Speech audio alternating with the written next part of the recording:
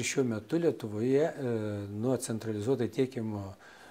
šilumos tiekimo sistemų pateikto šilumos kiekio apie 21% šilumos yra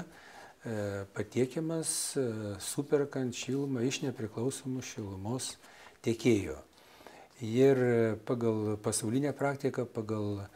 ES valstybių ir Lietuvos situaciją yra nustatyta, kad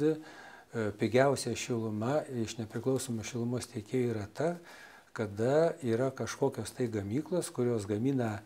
kitą produkciją ir jų gamybos procese susidaro atliekinė šiluma, kuri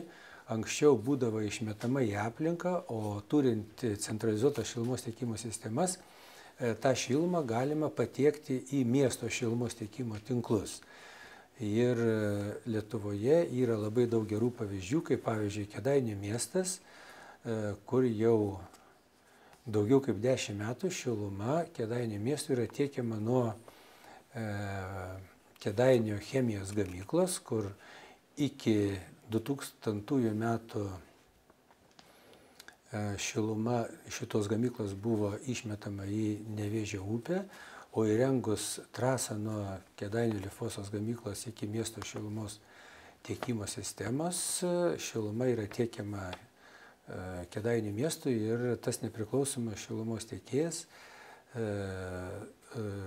anksčiau nepanaudotą šilumą naudoja Kėdainių miesto šildymui. Taigi centralizuotas šilumos tiekimas turi vieną iš privalumų, kad